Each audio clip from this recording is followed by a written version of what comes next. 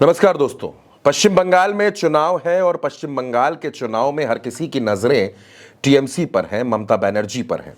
ममता बनर्जी 2011, 2016, 2021 लगातार 3 बार से वो पश्चिम बंगाल में चुनाव जीतती चली आ रही हैं, मुख्यमंत्री हैं।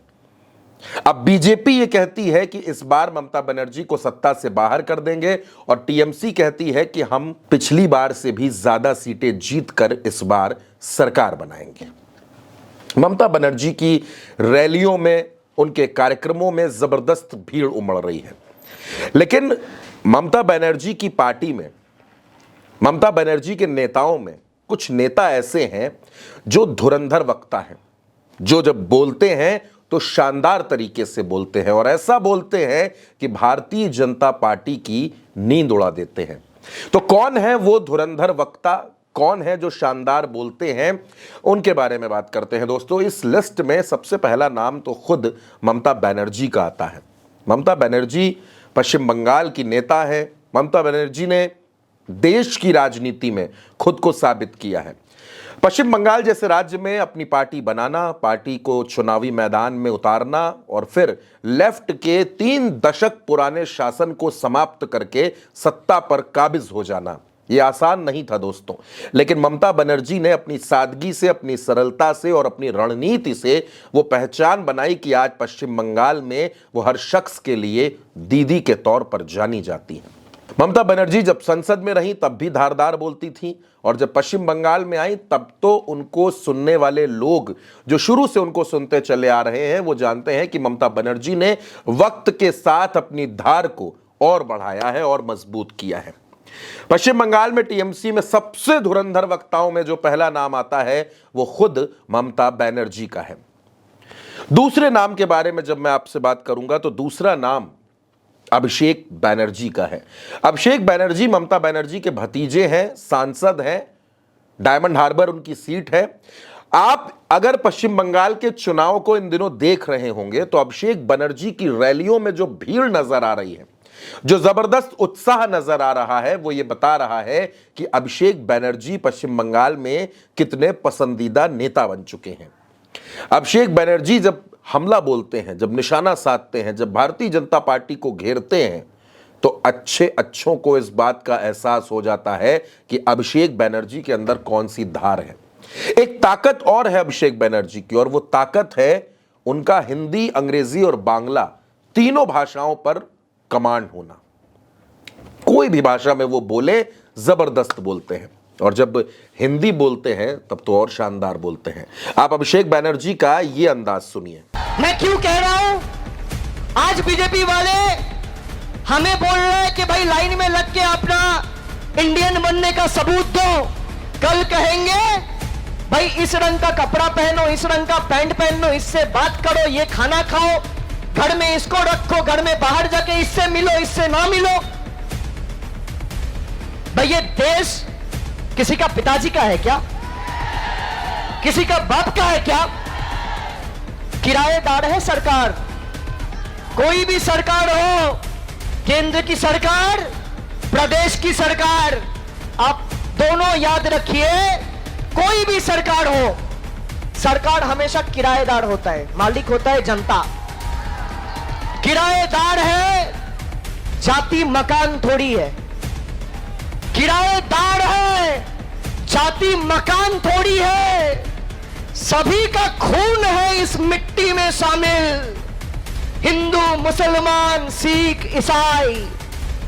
किराएदार है, जाति मकान थोड़ी है। सभी का खून है इस मिट्टी में शामिल, किसी का बाप का हिंदुस्तान थोड़ी है। ये देश सबका है। और यहां पे जितने, अब इस लिस्ट में दोस्तों जो अगले नाम हैं उन नामों के बारे में आपसे बात करते हैं। अगला नाम है जादवपुर की सांसद सायोनी घोष का। सायोनी घोष युवा सांसद है। पश्चिम बंगाल में ममता बनर्जी ने उन पर भरोसा किया। 2021 में वो टीएमसी में आती हैं, एक बार विधानसभा का चुनाव लड़ती हैं लेकिन हार जाती हैं। फिर 2024 में जादवपुर से चुनाव लड़कर सांसद बनती हैं और फिर चाहे संसद हो या फिर पश्चिम बंगाल का चुनावी घमासान, सायोनी घोष जब हमला बोलती हैं, जब निशाना साधती हैं, तो उनका अंदाज सबसे जुदा होता है, सबसे अलग होता है। यही वजह है कि ममता बनर्जी की पार्टी में इस युवा सांसद के अंदाज को आज पूरे देश में सुना जा रहा है। दोस्तों, किस तरह वो हमला बोलती हैं, कैसे अपने भाषण देती हैं, कैसे जनता के बीच में कनेक्ट हो जाती हैं, ये सुनिए। ये बीजेपी का पैसा थोड़ी है, ये किसका है? लोगों का पैसा है, हमारे टैक्स का पैसा है ना। ये क्या बोलते हैं आप? हम जब पार्लियामेंट जाते क्या बोलते हैं? मित्रों, मित्रों, सबका साथ, सबका विकास, सबका विश्वास। असली में क्या है? असली में है खुद का साथ, बीजेपी का विकास, साथ में थोड़ा बहुत अंबानी अदानी का भी विकास, देश का विनाश और पूरे गणतंत्र का सर्वनाश। यही है बीजेपी का मुद्दा, इसके ऊपर और कोई मुद्दा नहीं है।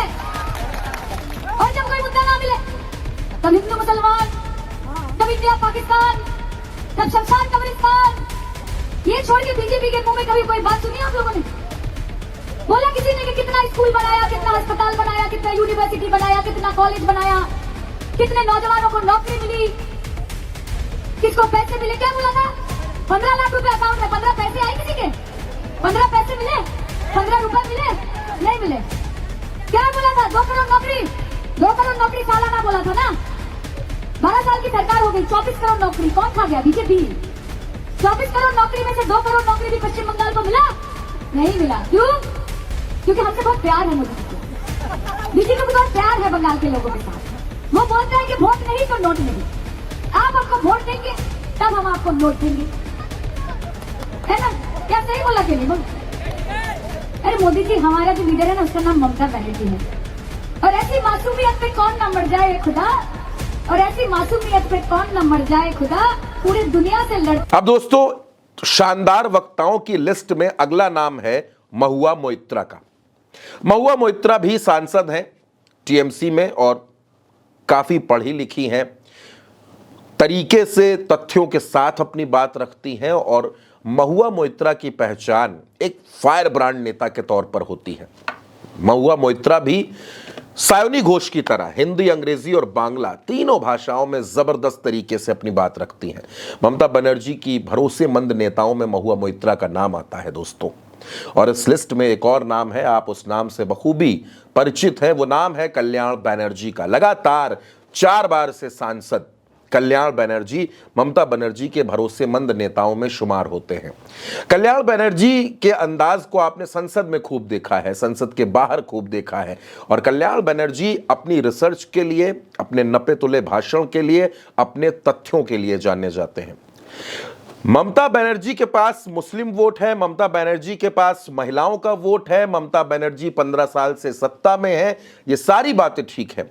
लेकिन ममता बनर्जी ने जो नेक्स्ट लीडरशिप है उसको भी डेवलप किया है। वो चाहे आप सायोनी घोष के तौर पर देखें, वो चाहे आप रचना बनर्जी के तौर पर देखें, वो चाहे आप अदिति मुंशी के तौर पर देखें, वो चाहे आप श्रेया पांडे के तौर पर देखें, सायंतिका बनर्जी के तौर पर देखें, ममता बनर्जी ने महिलाओं को भी खूब आगे बढ़ाया है और अपनी पार्टी में जो काम करना चाहते हैं, जो बोलना जानते हैं, उनको भी खूब मजबूत किया है। तो चाहे अभिषेक बनर्जी हो, महुआ मोइत्रा हो, साइनी घोष हो, कल्याण बनर्जी हो, यानी युवा जोश भी है, अनुभव भी है, बोलने का तरीका भी है, जानकारी भी है, तथ्य भी है, रिसर्च भी है।